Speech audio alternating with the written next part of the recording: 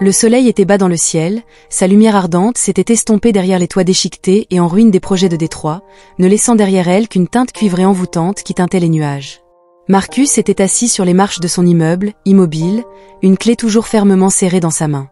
Sa salopette était trempée par la brève brune de plus tôt, désormais marquée de graisse et d'huile qui s'était infiltrée dans sa peau. À seulement 23 ans, Marcus portait un poids que la plupart des hommes 2 fois plus âgés que lui auraient cédé. La perte de sa mère, alors qu'il n'avait que 10 ans, avait laissé une blessure permanente dans son cœur, tandis que sa sœur cadette avait été placée en famille d'accueil. Son père, autrefois un homme fier, avait disparu dans les rues, ne laissant derrière lui qu'un souvenir obscurci par la négligence. La seule chose qui restait était la douleur constante de la pauvreté et la lutte acharnée pour survivre. Il travaillait de longues heures épuisantes dans un garage automobile délabré, où la seule chose sur laquelle il pouvait compter était le vieil homme grincheux qui le dirigeait, le payant en espèces et en collations périmées. Ses rêves de terminer ses études au collège communautaire s'étaient évanouis, écrasés par le poids des factures, la faim et les rues qui ne le lâchaient jamais. Ses jours se transformaient en nuits sans fin, et ses nuits l'engloutissaient tout entier, ne laissant que silence et déception. L'espoir était un visiteur rare, fugace et lointain. C'est alors qu'une étrange lettre apparut, glissée discrètement sous la porte de son appartement. Ce n'était pas un SMS ou un appel, mais une enveloppe manuscrite, quelque chose qui semblait s'y déplacer à l'ère numérique. Le nom sur l'enveloppe était écrit en cursive fluide, Madame Evelyn Harrington. Il n'en avait jamais entendu parler. À l'intérieur, il n'y avait qu'une courte note. Marcus, j'ai besoin de te parler de toute urgence. Café Manurva, 18h30. Ne sois pas en retard. Marcus hésita, le poids de l'enveloppe dans sa main chargé de mystère. Il aurait facilement pu le considérer comme une arnaque, mais quelque chose dans l'écriture semblait trop réel, trop personnel. Et honnêtement, que pouvait-il faire d'autre ce soir-là, à part réchauffer des nouilles et parcourir les refus d'emploi? Il décida donc de partir. Le café Manurva était niché à l'écart, à la périphérie oubliée de la ville, une relique tranquille que la plupart avaient depuis longtemps oubliée. En entrant, l'odeur chaude du café infusé et du vieux bois l'accueillit comme une étreinte. Le doux murmure des conversations contrastait avec le vide qui persistait à l'extérieur. L'endroit était sombre, presque secret, avec une seule lumière vacillante au-dessus du comptoir projetant de longues ombres sur le sol carrelé. C'était comme entrer dans un autre monde, un monde disparu, comme si le temps lui-même l'avait oublié. Vêtu de sa chemise usée et de son jean délavé, Marcus marchait prudemment vers un coin, ses bottes tapotant doucement contre le sol, ses yeux scrutant la pièce, incertain de ce à quoi s'attendre. Et puis il l'aperçut. À une petite table près de la fenêtre, assise avec un air d'autorité tranquille, se trouvait une femme qui semblait appartenir à une autre époque, une époque d'élégance qui semblait déplacée dans ce café miteux. Ses cheveux argentés étaient tirés en arrière en un chignon parfait, sa peau était pâle et lisse comme du marbre. Mais ce sont les coins de ses yeux qui attirèrent l'attention de Marcus. Les lignes là-bas racontaient des histoires, des années d'expérience de vie vécues avec détermination et force. Elle portait un trench coat ivoire immaculé, un foulard en soie noire drapé autour de son cou avec une grâce sans effort. Chaque mouvement était délibéré, contrôlé. « Marcus », dit-elle doucement, sa voix douce mais aiguë, comme si elle l'attendait depuis le début. Ses yeux rencontrèrent les siens, sans broncher, avec un regard aussi froid et calculateur que du verre. « Tu es venu ? C'est bien. » Marcus hésita à table, se sentant soudainement déplacé, incertain de ce qui se passait. Il resta immobile un moment avant de s'asseoir. Son scepticisme pesait lourd dans l'air. « Qui es-tu ? Comment connais-tu mon nom ?» demanda-t-il, sa voix un peu plus rauque que prévu. Les lèvres de la femme s'étirèrent légèrement, presque imperceptiblement. « Disons simplement que j'en sais plus sur toi que tu ne le penses, » répondit-elle, sans jamais quitter les yeux du sien. « J'ai fait mes recherches. Tu es talentueux, sous-payé et prisonnier d'un cycle que tu n'as pas créé. Mais je sais aussi que tu es loyal et désespéré. » Ces mots restaient dans l'air, lourds et troublants, et Marcus ne pouvait s'empêcher de se demander dans quoi il s'était embarqué. Assis en face d'elle, son esprit s'emballait, ne sachant pas s'il était pris dans un rêve ou quelque chose de beaucoup plus sombre. Le doux bourdonnement du café semblait lointain, étouffé, comme si le monde s'était réduit à eux deux. Il se déplaçait mal à l'aise sur son siège, les yeux se posant sur le contour flou de la porte, se demandant s'il ne serait pas préférable de s'éloigner, d'oublier complètement cette étrange rencontre. Mais la femme, Madame Evelyn Harrington, ne semblait pas perturbée par son malaise. Elle sirotait son thé avec la même précision calme, ses doigts délicats autour de la tasse en porcelaine, comme si elle avait tout le temps du monde. Elle n'était pas une femme pressée, ni dans sa présence, ni dans ses paroles. « Marcus, poursuivit-elle d'une voix douce, mais teintée d'un imperceptible sentiment. Je connais ta vie, tes difficultés. Je sais que tu croules sous les dettes, piégé par des circonstances que tu n'as pas choisies. Mais je t'offre une issue, une chance de liberté. Il fronça les sourcils. Les mots résonnèrent dans sa tête. Liberté? Que voulait-elle dire? Ses yeux se plissèrent légèrement, tandis qu'il observait son visage. Quelque chose dans son calme le troublait. Elle n'était pas une riche joueuse. Il y avait une intention dans son regard, quelque chose de caché sous la surface, juste hors de portée. D'accord, dit-il enfin d'une voix ferme. Alors, que veux-tu de moi? Ses lèvres s'étirèrent en un sourire, mais ce n'était pas un sourire chaleureux. C'était un sourire entendu, confiant. Je veux que tu m'épouses. Ces mots le frappèrent comme une gifle, le laissant sans voix un long moment. Il cligna des yeux, essayant de comprendre ce qu'elle venait de dire. Je suis désolé, quoi? Je veux que tu m'épouses légalement. Ce sera un vrai mariage sur le papier. Pas de romance, pas d'intimité, juste un partenariat, un arrangement, dit-elle d'un ton ferme, inébranlable. En échange, je rembourserai tes dettes, j'assurerai ton avenir, je t'offrirai la stabilité, sans condition, juste de la compagnie et des apparences. Marcus la regarda fixement, l'incrédulité l'envahissant. Pourquoi t'épouserais-je? Tu es assez vieille pour être ma grand-mère, murmura-t-il, presque en riant. Elle ne broncha pas. Parce que je t'offre quelque chose que personne d'autre ne peut offrir. Je t'offre un avenir, Marcus. Une vie au-delà de ça. Tu ne veux pas ça? Il l'étudia pendant un long moment, l'esprit en ébullition. Cela semblait absurde, ridicule. Mais le poids de sa situation pesait sur lui, l'étouffait, et il réalisa qu'il n'avait pas le choix. Quel est le piège? Demanda-t-il doucement. Il y a toujours un piège, dit-elle, son sourire ne vacillant jamais. Mais tu n'en verras pas un pour l'instant. Dis simplement oui. Épouse-moi, et tu auras tout ce que tu as toujours voulu. Marcus se rassit sur sa chaise, le poids de ses mots pesant sur lui comme un épais brouillard. Sa poitrine se serra tandis que son esprit s'emballait, tourbillonnant de questions auxquelles il ne pouvait pas répondre. Cette femme, cette étrangère, lui offrait une porte de sortie, une bouée de sauvetage qui pourrait le tirer de l'emprise étouffante de ses luttes. Mais le prix semblait trop élevé. Il la regarda, ses pensées dispersées comme du verre brisé. Elle n'avait pas bronché lorsqu'il l'avait interrogée, n'avait pas reculé lorsqu'il l'avait qualifiée d'assez âgée pour être sa grand-mère. Au lieu de cela, elle était assise là, calme et sûre d'elle, comme si elle savait quelque chose qu'il ne savait pas, comme si elle avait déjà gagné. Une partie de lui voulait s'éloigner, simplement se lever et laisser cette rencontre surréaliste derrière lui, retourner à la routine familière de sa vie. Mais une autre partie de lui était désespérée. Ses dettes s'accumulaient. Son loyer était en retard. Sa sœur, la seule chose qui comptait encore dans sa vie, était coincée dans un système qui s'en fichait. Et elle était là, lui proposant un moyen de tout arranger. Un moyen d'obtenir tout ce dont il avait toujours rêvé, liberté, stabilité, un avenir. Plus de difficultés, plus de grincements. Il déglutit difficilement, essayant de calmer ses nerfs. Alors, quel est le piège? Demanda-t-il, sa voix à peine plus haute qu'un murmure, bien qu'il connaisse déjà la réponse. Son sourire était lent, délibéré, comme si elle savourait le moment. Il y a toujours un piège, dit-elle doucement, ses yeux rivés sur les siens. Mais vous n'en verrez pas encore un. Pas avant qu'il ne soit trop tard. Son cœur s'emballa. Ce n'était pas seulement un accord commercial. C'était un piège. Un jeu dont les enjeux étaient plus élevés que tout ce qu'il avait pu imaginer. Mais que lui restait-il? Les rues, le garage, le cycle sans fin de l'échec. Je le ferai, dit-il avant que son esprit ne puisse l'arrêter. Je t'épouserai. Les mots quittèrent ses lèvres, lourds de la gravité de ce qu'il venait d'accepter. Et dès qu'ils furent prononcés, quelque chose en lui brisa le dernier morceau d'espoir qui lui restait. Marcus n'avait pas pu dormir cette nuit-là. Son esprit s'emballait, rejoignant la conversation avec Evelyne encore et encore, comme s'il essayait de se convaincre qu'il ne venait pas de commettre la plus grosse erreur de sa vie. Mais peu importe combien de fois il y était retourné, la décision était déjà prise. Il avait dit oui. Et maintenant, il n'y avait plus de retour en arrière. Chaque recoin de son petit appartement semblait se refermer sur lui alors qu'il était allongé dans son lit, les yeux fixés au plafond, le faible bourdonnement de la ville à l'extérieur de sa fenêtre n'offrant aucun réconfort. Il essayait de se dire que ce n'était qu'un accord commercial, juste un moyen de réparer tout ce qui n'allait pas. Mais alors même qu'il tentait de se convaincre, quelque chose au plus profond de son ventre se tordait de manière inconfortable. Le lendemain matin arriva trop vite.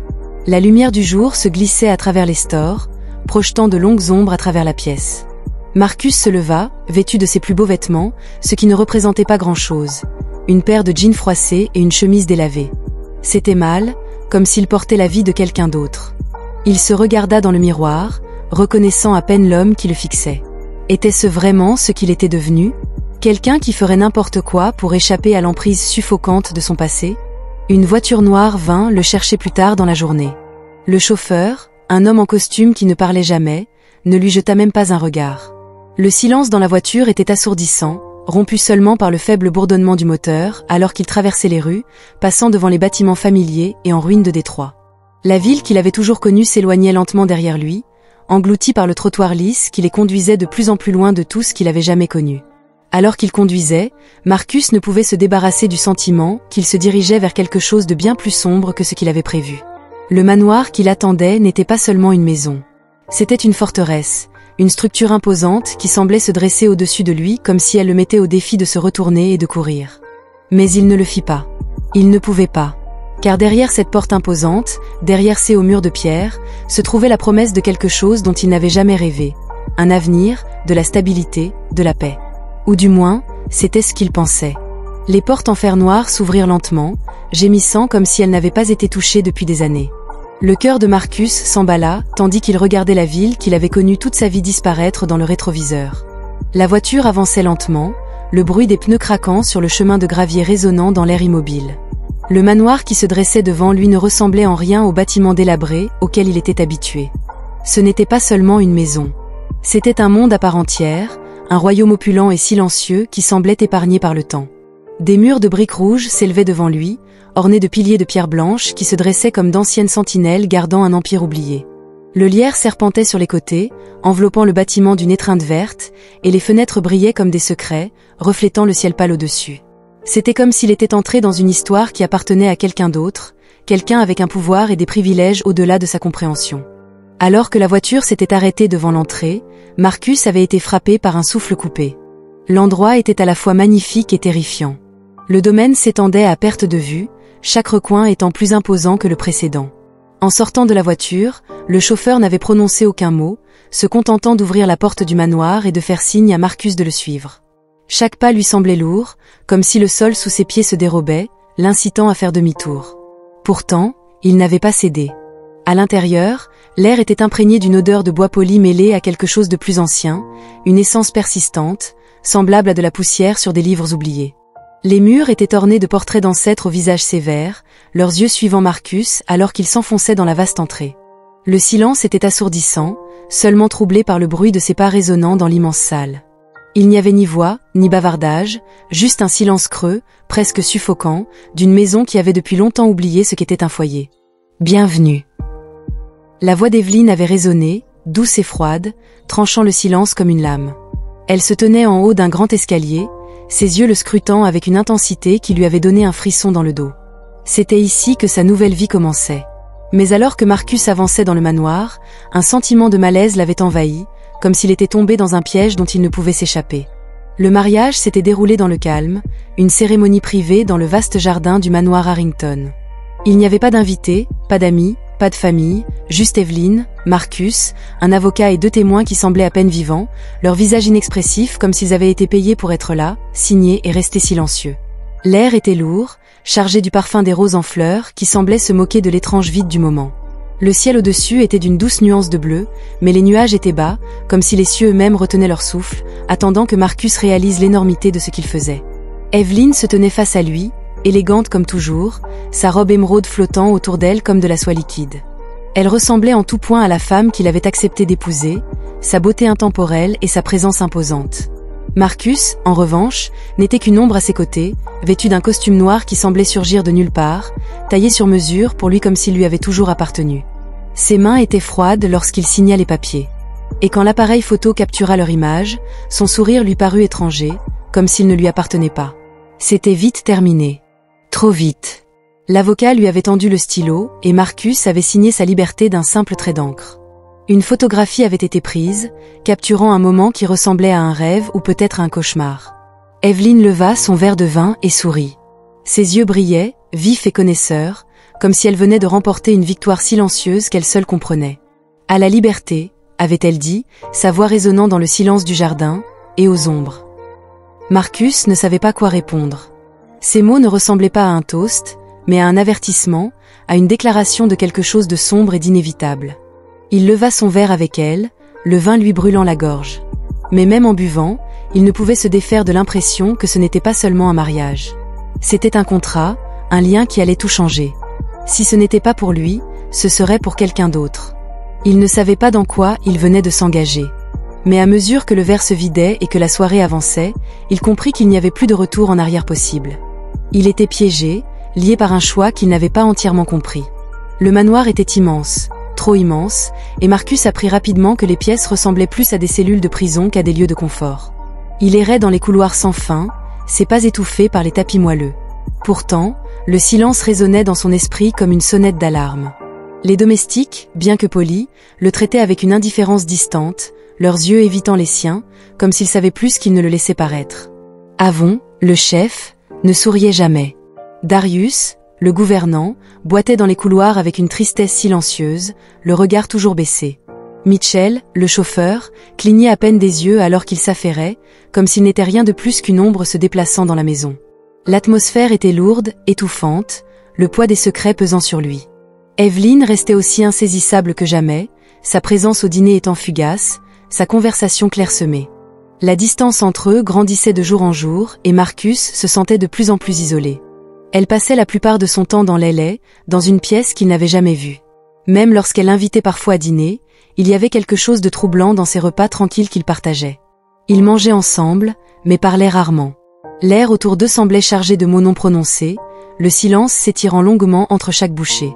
La nuit, lorsque la maison semblait s'installer dans un silence encore plus profond, Marcus entendait parfois le faible bourdonnement de la musique, les notes lentes et lugubres du jazz résonnant dans les couloirs. C'était comme si quelqu'un dansait seul dans le noir, ses mouvements gracieux mais hantés, comme s'il essayait de se souvenir d'une époque oubliée. La musique s'infiltrait dans ses rêves, déformant ses pensées, le laissant agité et mal à l'aise. Et puis il y avait des bruits étranges. Au début, il avait pensé que c'était juste la maison qui s'affaissait, les craquements et les gémissements d'un vieux bâtiment. Mais une nuit, alors qu'il était au lit, il avait entendu des pas devant sa porte, lents et délibérés. Il avait ouvert la porte avec précaution, mais il n'y avait rien. Juste l'odeur persistante de la fumée de cigare dans l'air, épaisse et inconnue. Evelyn ne fumait pas, et le personnel non plus. Le mystère ne faisait que s'épaissir et, à mesure que chaque jour passait, le manoir ressemblait de moins en moins à une maison et de plus en plus à un être vivant, rempli de secrets que Marcus n'était pas censé découvrir. La 6e nuit, le calme du manoir semblait différent. Marcus ne pouvait se défaire du sentiment d'agitation qui le rongeait depuis des jours. Un malaise qui devenait plus fort à chaque heure passée sous son toit. Le silence était devenu trop lourd, trop suffocant. Il le pressait de tous côtés, son poids écrasant sa poitrine jusqu'à ce qu'il puisse à peine respirer. La maison le regardait. Il en était certain. Ce soir-là, après le dîner, il avait décidé qu'il ne pouvait plus supporter cela. Les événements étranges, les murmures dans les murs, l'insaisissable Evelyn. Tout cela ressemblait à un nœud coulant qui se resserrait lentement. Il avait besoin de savoir ce qui se passait réellement. Il devait comprendre dans quel genre d'endroit il était tombé.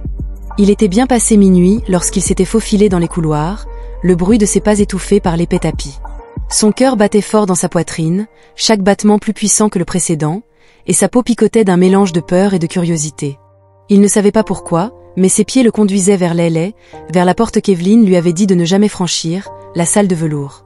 L'air devenait plus froid à mesure qu'il s'approchait de la porte. Le manoir semblait retenir son souffle, comme s'il savait ce qu'il s'apprêtait à faire. La porte était d'un rouge cramoisi profond, ornée de motifs tourbillonnants et complexes qui semblaient se mouvoir sous son regard. Il n'y avait pas de verrou, pas de barrière pour l'arrêter. Il avait tendu la main vers la poignée, sa main tremblant légèrement, et avait poussé la porte pour l'ouvrir. La pièce à l'intérieur était faiblement éclairée. La douce lueur d'un lustre projetait des ombres profondes sur les murs.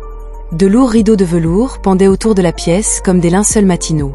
Au centre se trouvait un autel. Étrange, sombre et déplacé dans une maison comme celle-ci. Il y avait dessus des photographies, certaines anciennes, d'autres récentes. Toutes étaient dérangeantes. Elles étaient de lui, Marcus. Des photos de lui au garage, marchant dans la rue, assis sur son Porsche, des dizaines d'entre elles. Le sang quitta son visage, tandis que son estomac se tordait de terreur. Puis il aperçut un livre relié en cuir, aux pages jaunies par le temps, posé sur l'autel. Les mains tremblantes, il l'attrapa et l'ouvrit à la 2e page. Son cœur s'arrêta lorsqu'il l'aperçut. Là, dessiné à l'encre noire, se trouvait un garçon qui lui ressemblait exactement. Mêmes yeux, même visage. La page indiquait « Sujet 27, candidat à l'extension de la lignée acquis. Surveiller les caractéristiques. Se préparer à l'activation. » Le livre se referma brusquement dans ses mains, mais les mots « la vérité » avaient déjà commencé à s'imposer. Le souffle de Marcus se bloqua dans sa gorge lorsque le livre lui glissa des mains, heurtant le sol en pierre avec un bruit sourd. La pièce semblait se refermer sur lui, les ombres se pressant vers l'avant, s'enroulant autour de lui comme des vrilles. Les photographies de lui, de sa vie, de chacun de ses mouvements, le fixaient depuis l'autel. Chaque image lui rappelait avec effroi qu'il était surveillé, contrôlé. Il se retourna, son pouce accélérant, désespéré d'échapper au poids suffocant de la pièce. Et puis il l'entendit, une voix douce mais indubitable, chuchotant depuis la porte. « Tu n'étais pas censé voir ça. » Marcus se tourna et trouva Evelyne debout sur le seuil, sa silhouette encadrée par la faible lumière, ses yeux sombres et froids. Elle n'était plus la femme élégante qu'il avait épousée. Il y avait quelque chose de différent chez elle maintenant, quelque chose de féroce, quelque chose de terrifiant. Sa présence semblait remplir la pièce, la rendant plus petite, plus étroite. « Tu as été choisi, Marcus, » dit-elle d'une voix ferme, presque trop calme. « Tu ne comprends pas ce que signifie ce mariage. »« Pas encore, mais tu le comprendras. » Il recula d'un pas, le cœur battant la chamade. « Tu m'as menti. Il ne s'agissait pas de m'aider. C'est quelque chose d'extraordinaire. » Ses lèvres s'étirèrent en un léger sourire entendu, mais sans aucune chaleur. « Bien sûr que si, » dit-elle en s'avançant dans la pièce. « Tout a un prix, Marcus. Tu es le prix. » Son esprit s'emballa. La vérité s'abattit sur lui comme une vague. La lignée, les photos, le livre. Il ne s'agissait pas seulement d'un mariage ou d'un avenir. Il s'agissait de quelque chose de bien plus sombre. « Tu ne me l'as pas dit, » murmura-t-il, la voix tremblante d'incrédulité. « Tu ne m'as pas dit à quoi je m'engageais. »« Non, » répondit-elle en plissant les yeux. « Tu n'étais pas censé savoir. » Pas avant qu'il ne soit trop tard. Avant qu'il puisse réagir, Evelyne s'approcha, son regard fixé sur le sien avec une intensité qui lui fit froid dans le dos. « Mais maintenant que tu le sais, » dit-elle doucement, « il n'y a plus de retour en arrière. Tu nous appartiens. Tu l'as toujours été. » Alors que les mots pénétraient, Marcus sentit les murs du manoir se refermer autour de lui, l'air même devenant épais sous le poids de son destin.